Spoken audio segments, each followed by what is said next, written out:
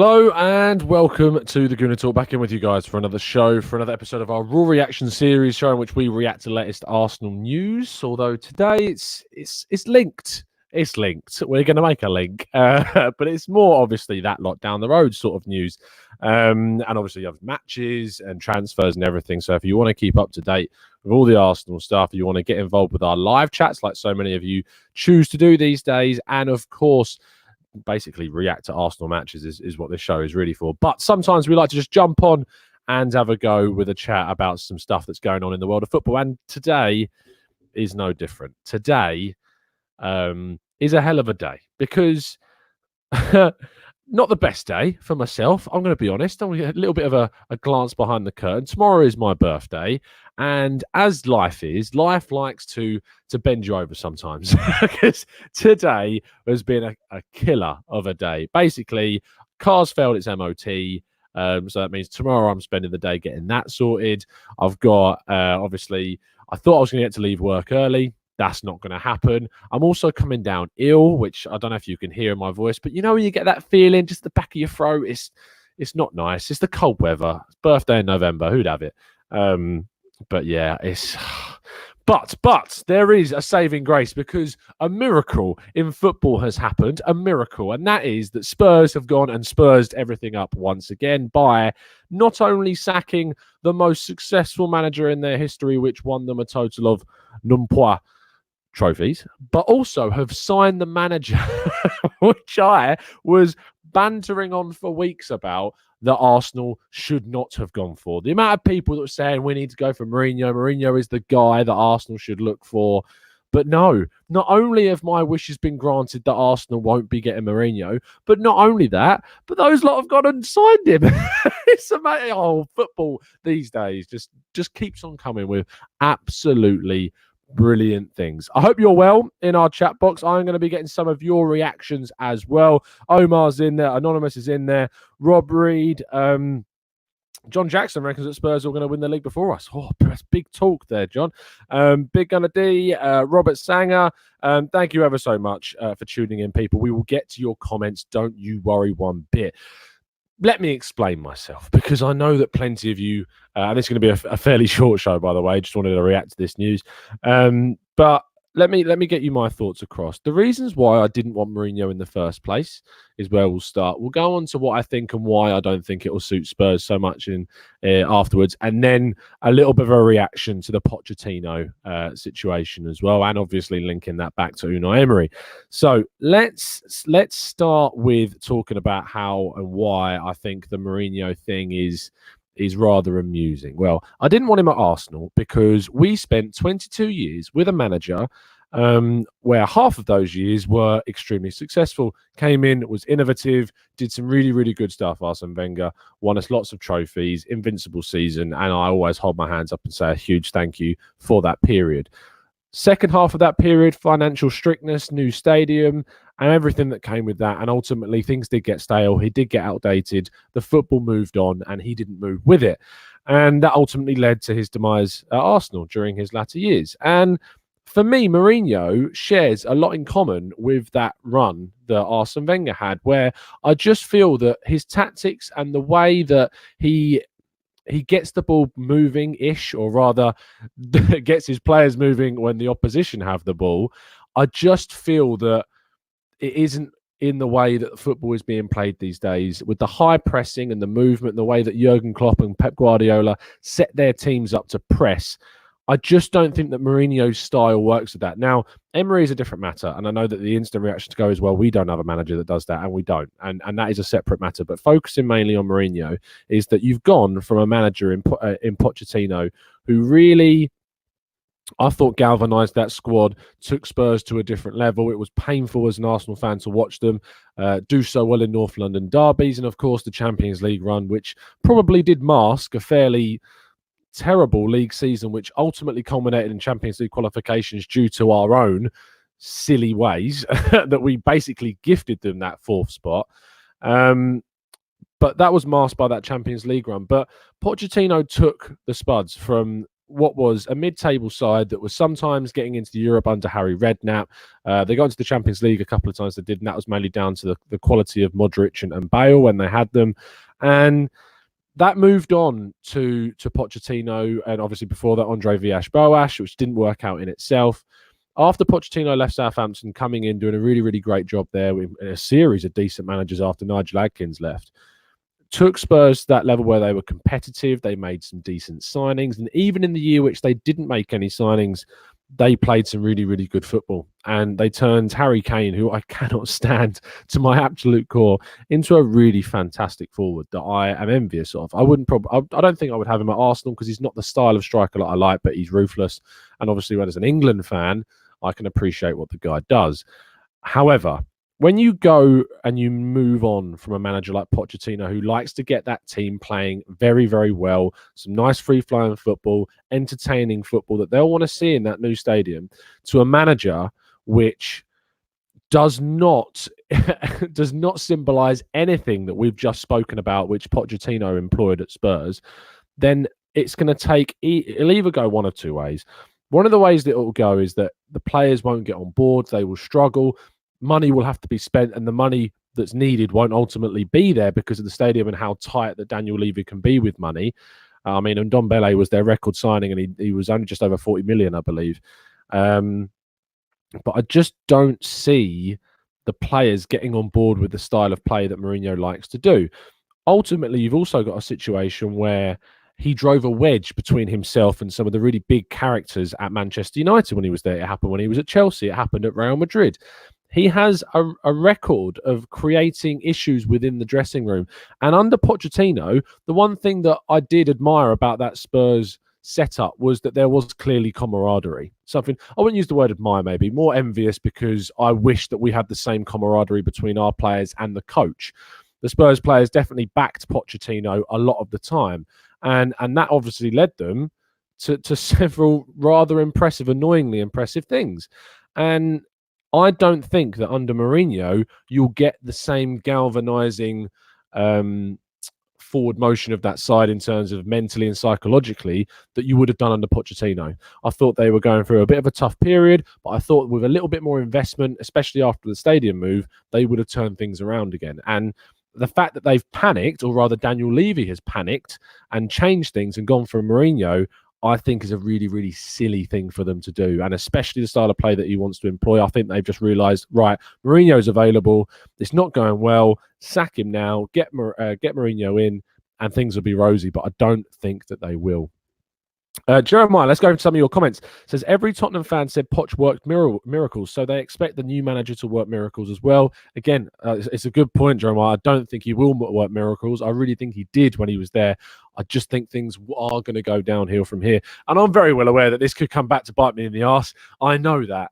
And I could get turned into a meme. And if it does, you have to hold your hands up. But we're in the business where you have to put your opinion out and you have to say what you think is going to happen. Sometimes you're wrong. You really are. I've already bet a friend at work 20 quid that I don't think Mourinho will win any trophies at Spurs. And fingers crossed that comes in.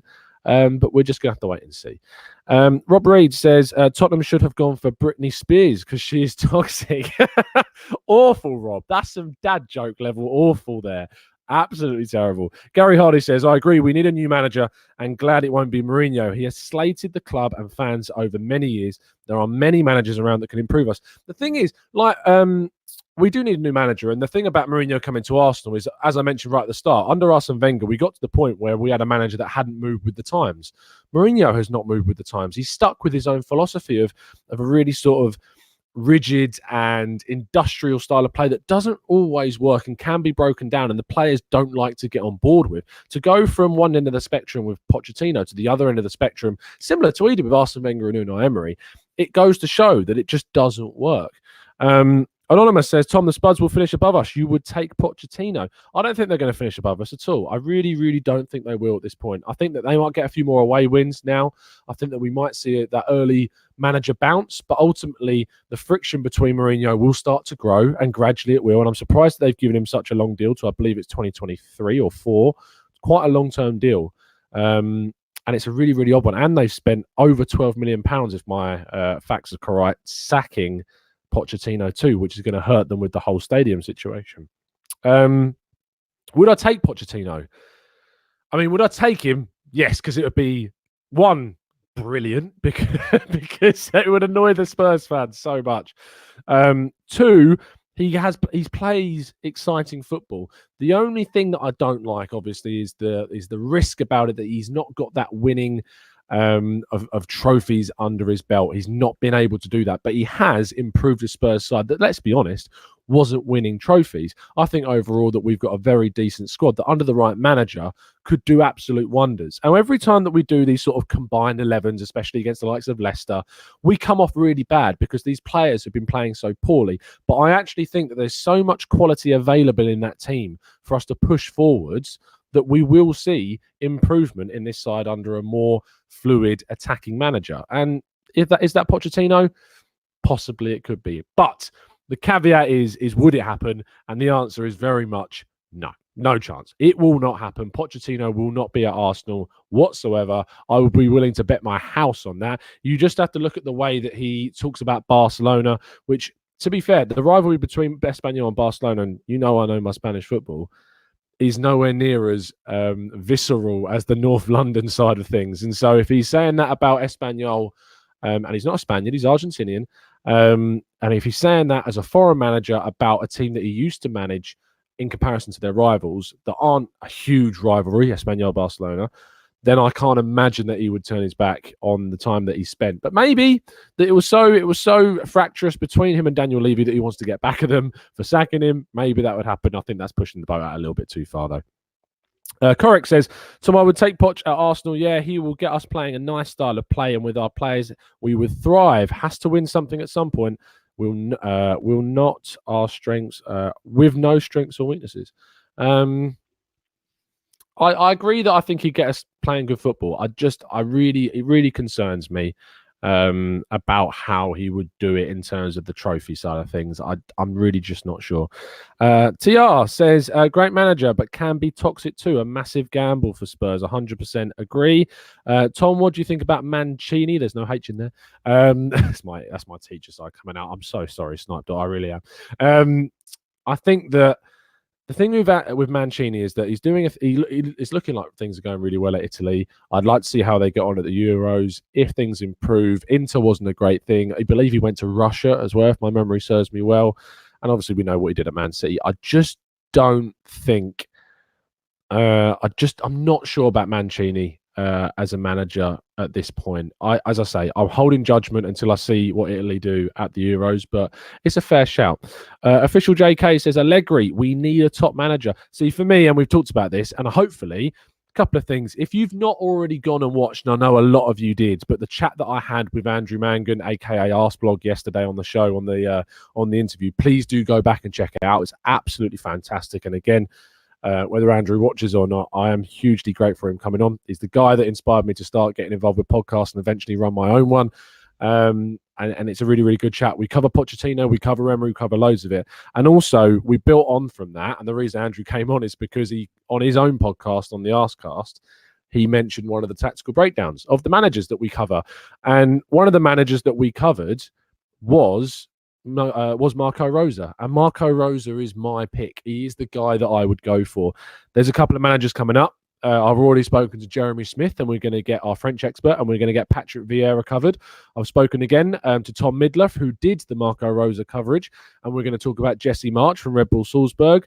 I'm going to get on to the Dutch guys, and we're going to get to Ten Hag talk as well. So if you want to make sure you get that content and all the tactical breakdowns of those managers, make sure that you are subscribed to the channel, and you will get all the information you need on those managers. I really try to feel that over here on the channel, we're providing you as much info, not just fan reaction, not just talking about the games, but also giving you as much education about different managers and tactics and teams and players as possible. So I'm really, really hoping that we achieve that for you. And please like the videos if you're enjoying it. Let's carry on with some of your comments. I did say it'd be a quick one, but I'm going to stick around for a little bit longer. Get out Stan Kroenke. I wonder where he stands on the board. He says, who in your opinion is the best manager for Arsenal, and do you feel that manager will have a very limited budget? As I said, I'll stick with my choice of Marco Rosa. I just think the way that he plays that pressing game. Yes, he plays with a diamond. He did at Salzburg. He does with a Gladbach. But I think that he would make it work. I think that there's potential for Pepe and Aubameyang to be partnered, because It's very, very simple to say that Pepe's a winger, Pepe's a wide player. But what was his best game so far this season? What was his best game? It was Liverpool away. Liverpool away was Pepe's best game this season. I spoke to, I said on the show yesterday, I took a Liverpool fan to the Palace game with me, which is sort of my tipping point under Emery. And he agreed with me. As a Liverpool fan, watching that game, Pepe was the most dangerous he's looked in that Liverpool game. He just didn't have that final composure and cutting edge to finish off those chances. And in a 2, I think that Pepe can work with one of Lacazette or Alba. I really, really do think that can work.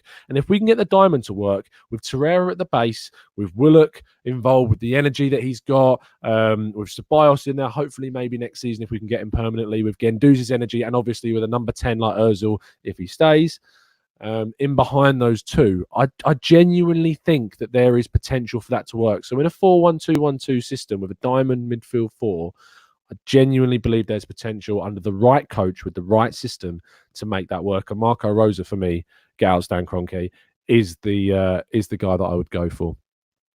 Gideon says Ten Hag, Rosa, Arteta, and the Leipzig manager, which is Nagelsmann, are good shouts. Definitely good candidates. Arteta really interests me, and we in Arseblog chatted a bit about that. And if you want to find out his thoughts, again, please do go check that interview out. Mr. Chixby says, what about Ljungberg as permanent coach? Not for me. I'm happy for Emery to be moved on. I'm happy for Ljungberg to come in as temporary charge. I just don't feel as of yet the Swede has enough experience and enough influence maybe on this team to really implement a system. I'm not sure what his is. I've watched a bit of the U side when he coached them. They looked attacking. They looked positive. I think I need a little bit more establishment from a manager with experience before we make a decision on the next coach. Raja says, your reactions on Torreira, unhappy and wants to leave to Italy. I don't blame the kid. I really, really don't blame him at the moment. If he's not being played in his correct role, he's not being played in the way that he should be playing. He's a defensive midfielder. He's a deep line. He's a deeper midfielder. Why he's playing further up, I get the concept. I really do. I understand that you want to win the ball further up the pitch. It makes complete sense. But Torreira isn't happy doing that role.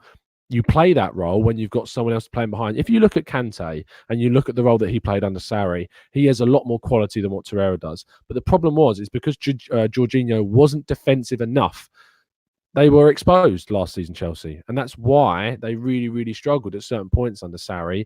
And ultimately, we're very fortunate, in my opinion, to get to the stage that they got in the season. Probably we're down to the fact that the likes of ourselves and Spurs messed things up so heavily with Manchester United at the end of last season.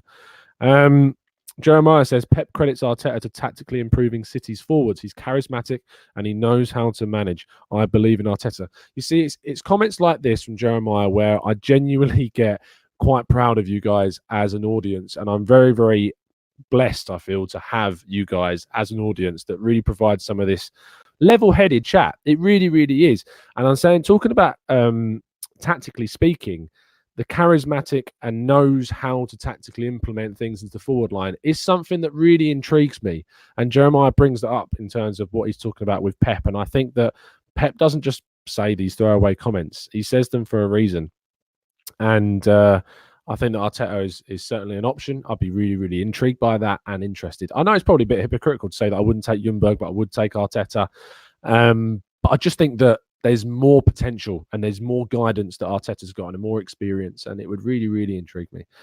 Colin Farrell says, out of the blue, would you try our women's coach? Well, the thing about women's football, and we've seen with Phil Neville and the England side, that you can have sort of a boost with what's been going on. And at the end of the day, it is a different game. It is a different game. I think it's absolutely fantastic that the women's game is getting more attention. More people are watching it. The fact it's sold out, nearly sold out. It was a huge crowd at Wembley for the England game.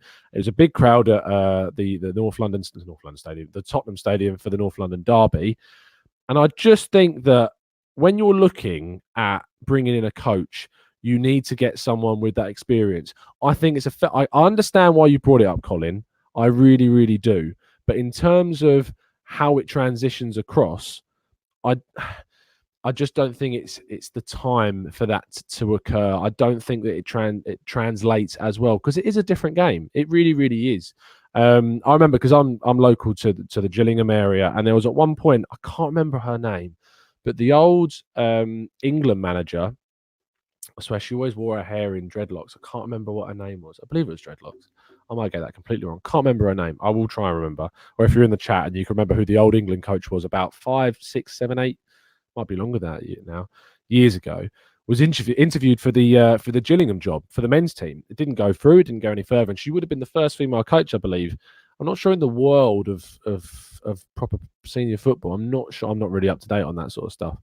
But there is potential in the future for a woman to take over a men's side, because if you look, and you just have to look at it was Hope, wasn't it? Igro, thank you. It was Hope that it was. Hope was the one that was interviewed for the Gillingham job a while back, and is it Hope Powell? Is that her name? I'm not sure. You're gonna really it's gonna really bother me all day now that this thing, I can't remember the name. And in the comments when you're watching on playback, you're gonna watch this. You're gonna watch this shrivel of a man getting frustrated that you can't remember it. But I think that there is clearly, you can see with the, I think that Alex Scott is fantastic with her punditry. I think that Karen Carney, when she's been on BT Sport, has done some really, really good stuff.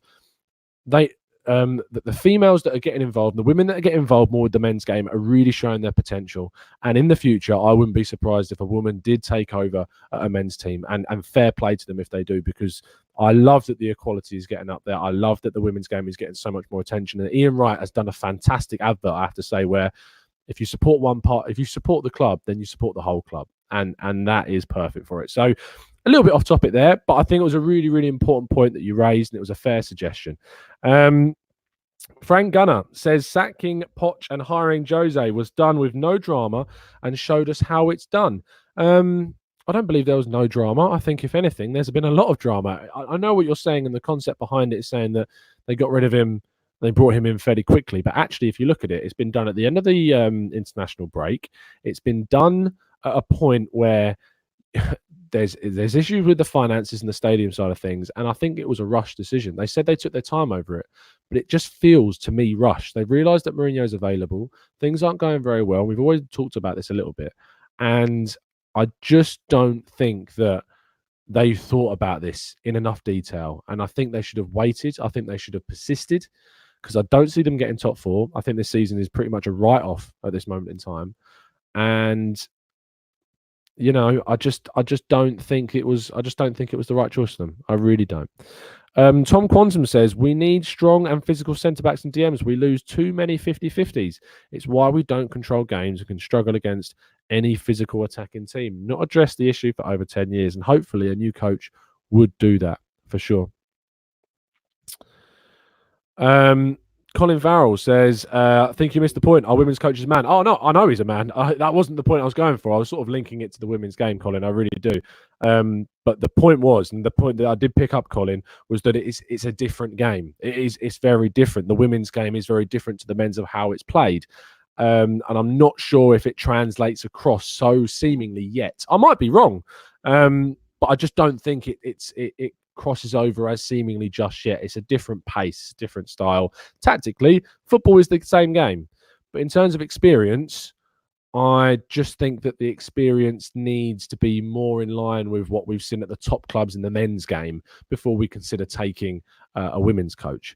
I hope that makes sense, if you know what I mean. Zuzor says, I do admire them making a change. What about Bayern? They made a change, unlike our naive board.